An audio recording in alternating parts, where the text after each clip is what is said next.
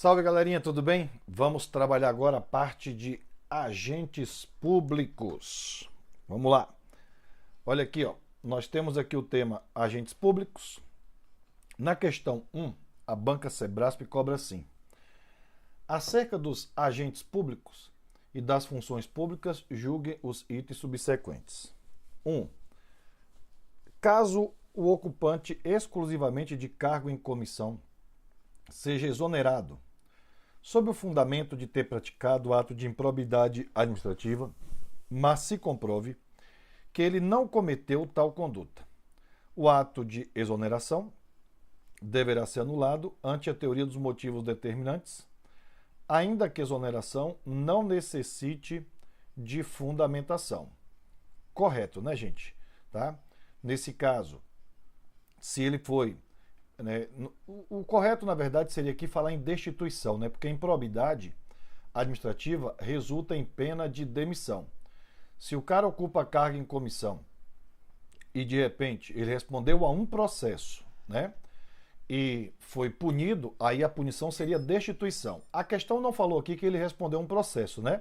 Só falou que ele ocupa um cargo em comissão e aí, de repente, a autoridade resolveu exonerá-lo sob o fundamento, ou seja, fundamentou, motivou o ato, não é assim?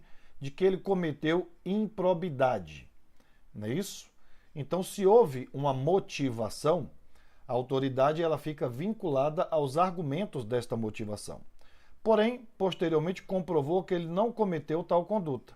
Então, nesse caso, essa exoneração deverá ser anulada por causa da teoria dos motivos determinantes previsto. Lembra que eu pedi para vocês lerem o artigo 50 da Lei 9784. Não é isso? Ainda que a exoneração não necessite de fundamentação. Perfeito. No artigo 50 da Lei 9784, exoneração de cargo em comissão não está lá na lista de que é obrigatório a técnica da motivação. Porém, uma vez motivado o ato, a autoridade fica vinculada aos argumentos da motivação. Beleza? Então o gabarito está correto aqui. Motivou, uma vez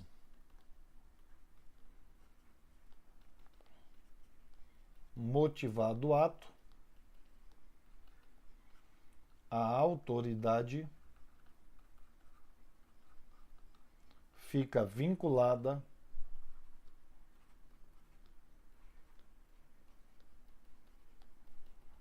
aos argumentos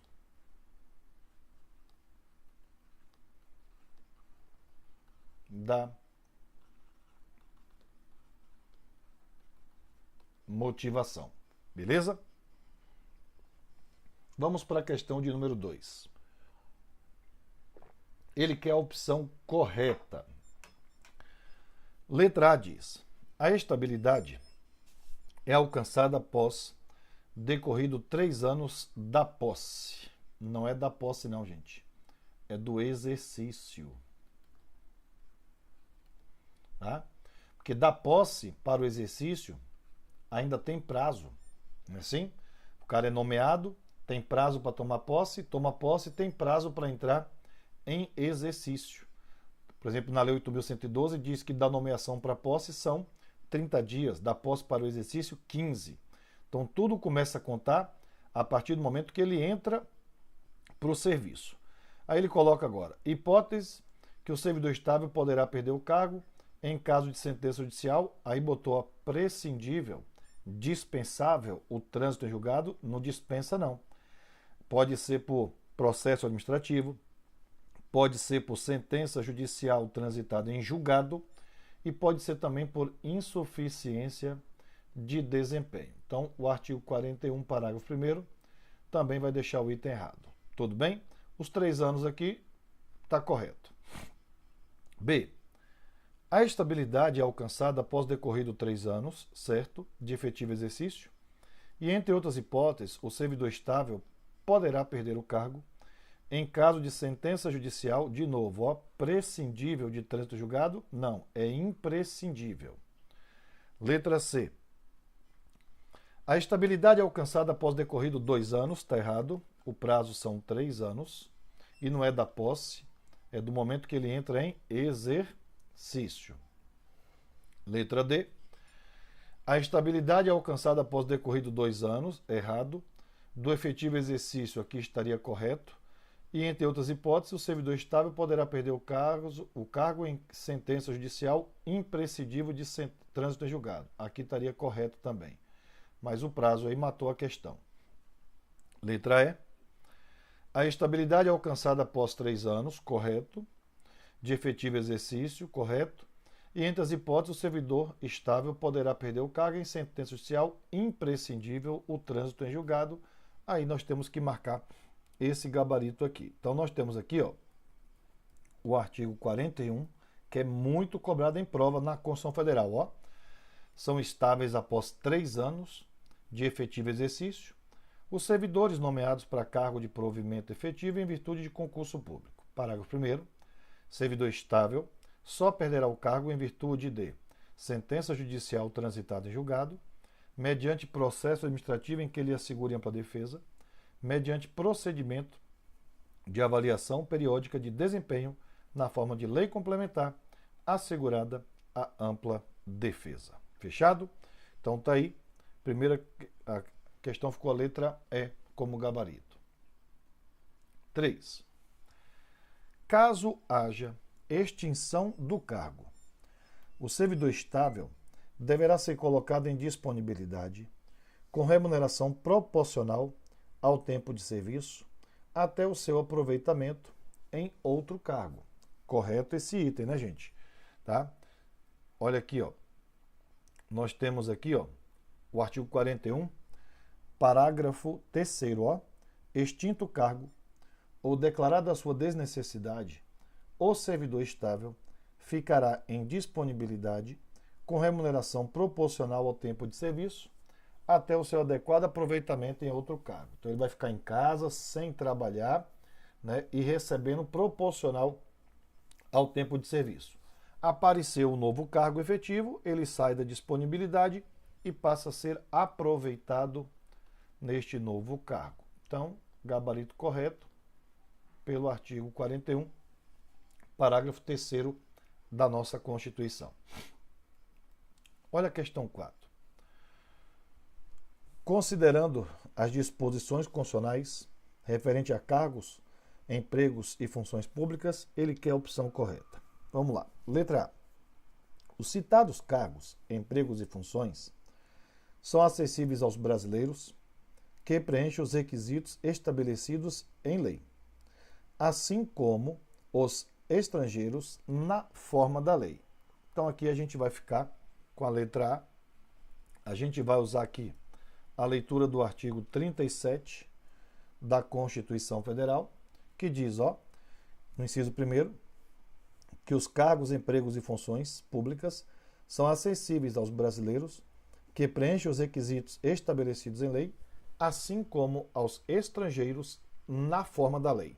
Na Lei 8.112, por exemplo, no seu artigo 5º, prevê que estrangeiro pode ocupar cargo público em instituição de pesquisa, científica ou tecnológica, ou atuar também como professor nas universidades federais. Tudo bem? Então, letra A, gabarito.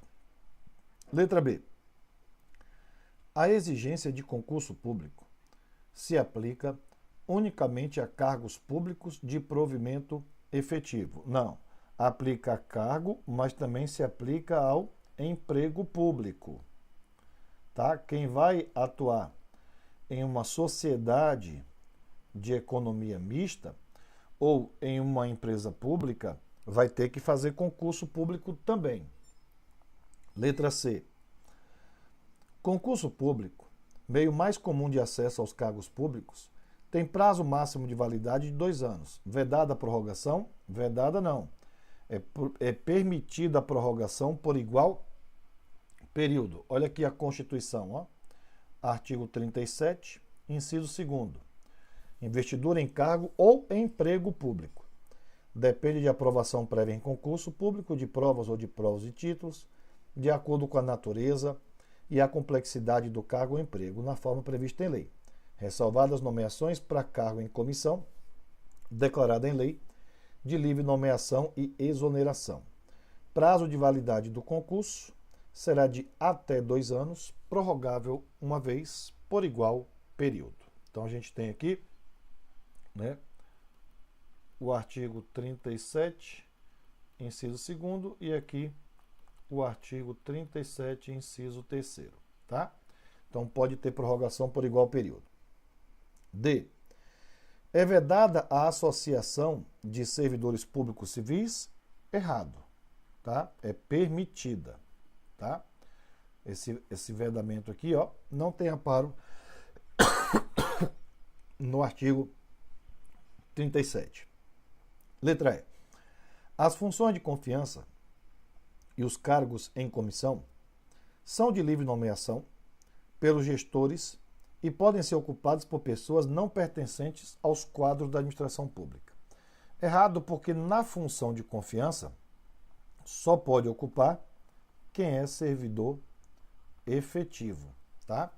Quem não é servidor efetivo não pode assumir função de confiança. Olha aí, ó. Artigo 37, inciso 5.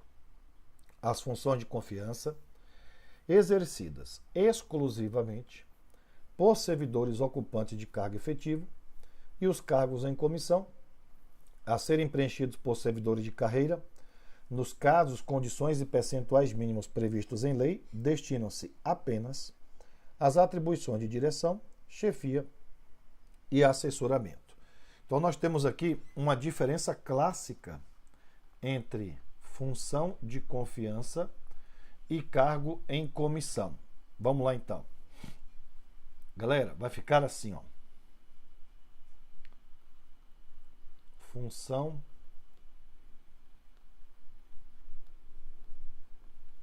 de confiança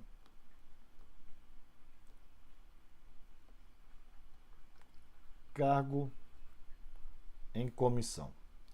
Na função de confiança, só pode assumir quem é titular de cargo efetivo. Por exemplo, a Constituição diz que para você ser diretor da Polícia Civil, obrigatoriamente você precisa ser delegado de carreira. Somente o concursado delegado pode assumir essa função. Já o cargo em comissão pode ser tanto para um servidor efetivo quanto para um particular indicado pela administração.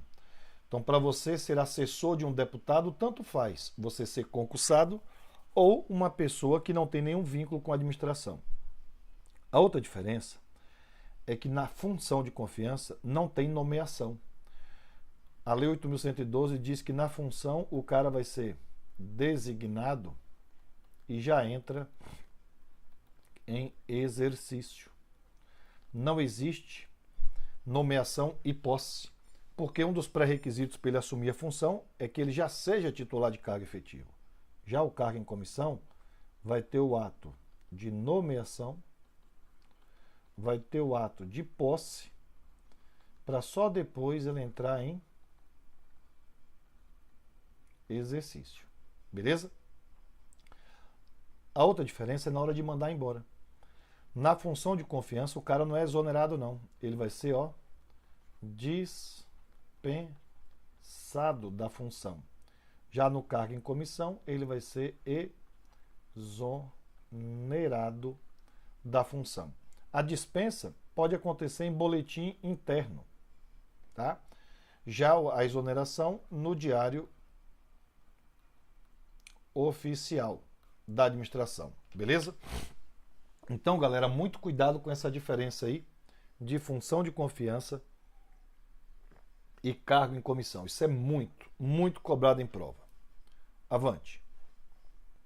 Na questão de número 5, ela diz: é pacificado o entendimento de que os magistrados se incluem na categoria de agentes políticos, que são os titulares de cargos estruturais da organização política do país, razão pela qual constituem os formadores da vontade superior do Estado.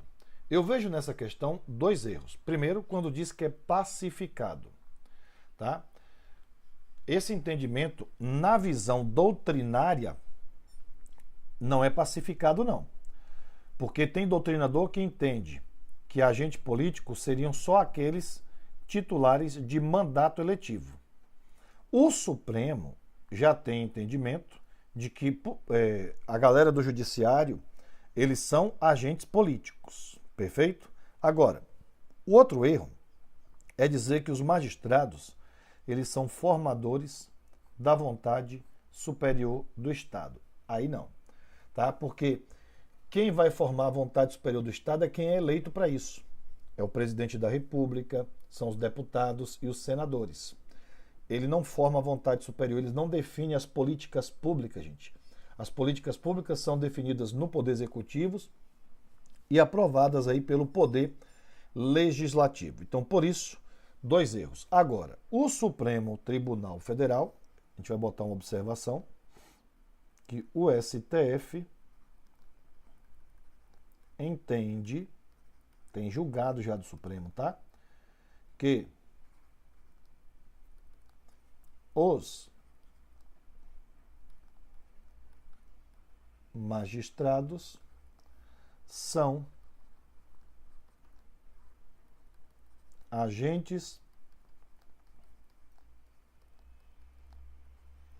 políticos porque ocupam cargos de primeiro escalão na estrutura governamental e possuem atribuições constitucionais específicas. Tudo bem? Mas a doutrina é que diverge, tá? Na doutrina, aí você tem minoritária,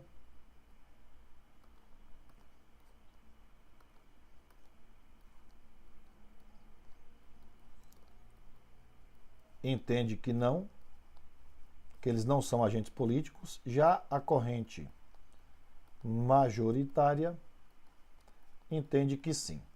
A corrente minoritária entende que só seria agente político quem tem mandato eletivo. Aí excluiria os membros do Poder Judiciário.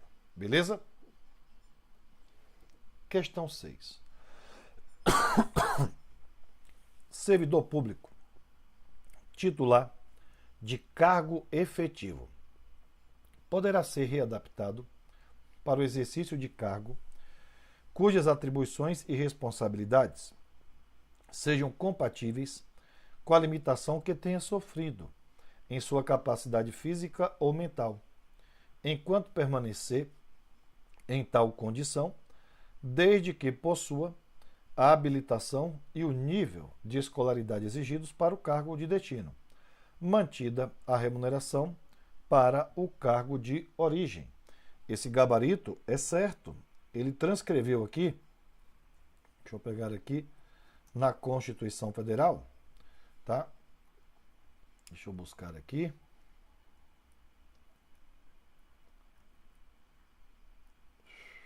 Aqui as contribuições, artigo 41. Vai falar de readaptação, né? Deixa eu ver aqui se é o 41 mesmo. 41. Não. Tá, vai estar nos parágrafos aí do 40. Deixa eu colocar aqui. Readaptação.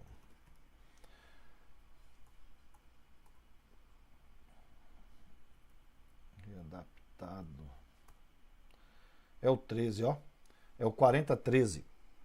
Servidor público titular de cargo efetivo poderá ser readaptado para exercício de cargo cujas atribuições e responsabilidades sejam compatíveis com a limitação que tenha sofrido em sua capacidade física ou mental, enquanto permanecer nesta condição, desde que possua a habilitação e o nível de escolaridade exigido para o cargo de destino, mantida a remuneração do cargo de origem. Então, artigo 40, parágrafo 13º da Constituição vai deixar o nosso item literalmente correto. Olha a questão 7. O dever de eficiência dos agentes públicos, além de preconizar a atuação de forma econômica e célere, deve ser considerado na interpretação das normas aplicáveis à administração pública. Vamos lá. Ele tem o dever de eficiência? Sim, porque a eficiência está previsto lá no artigo 37, caput, como um dos princípios, né? É o LIMP, legalidade, impessoalidade, moralidade, publicidade e o princípio da eficiência, que seria fazer mais com menos, não é isso? Além de preconizar a atuação de forma econômica e célere, certo? Deve ser considerado também na interpretação das normas aplicáveis à administração pública. Também está correto, né? Então você, diante de um caso concreto, você em tese vai ter prazos para tomar decisões. Então, na hora de você interpretar as leis para aplicá-las diante de um caso concreto, o juiz também tem prazo para cumprir. Olha que interessante. A Constituição diz, gente, que não será promovido o juiz que retiver os autos do processo além do prazo previsto em lei. É o que está lá no artigo 93 da Constituição. Perfeito? Então, isso também tem a ver com a interpretação das normas. O artigo 5º também prevê isso, que a todos em processo administrativo e judicial serão assegurados a duração razoável dos processos. Isso também tem previsão no artigo 5º. Então, de uma forma geral, nós temos que marcar correto na premissa. Item 8. Segundo a Constituição de 88, certos servidores públicos serão aposentados compulsoriamente aos 75 anos de idade. Consoante o Supremo, essa regra se aplica ao tabelião, ou registrador titular de serventia não estatizada. Tá? Não estatizada. Caso ele exerça outra atividade por delegação, não. Caso ele tenha ocupado a serventia como interventor, razão de perda da delegação do titular anterior, também não. Seja ocupante de cargo público efetivo e receba remuneração proveniente dos cofres públicos. É esse o julgado do Supremo. Seja ocupante de serventia antes da data da promulgação da Constituição, também não.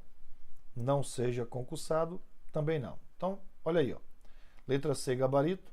Segundo o Supremo, não se aplica a aposentadoria compulsória aos titulares de serventias judiciais não estatizadas. Essa é a regra. Desde que não sejam ocupantes de cargo público efetivo e não recebam remuneração proveniente dos cofres públicos. Então tem o informativo 854 aí, que vai marcar a letra C como nosso gabarito da questão. Belezinha? Então ficar atento aqui em relação aos notários, né, que é delegação de serviço público. Tem esse julgado aí que é muito cobrado em prova. Bora para o próximo bloco de questão sobre esse conteúdo.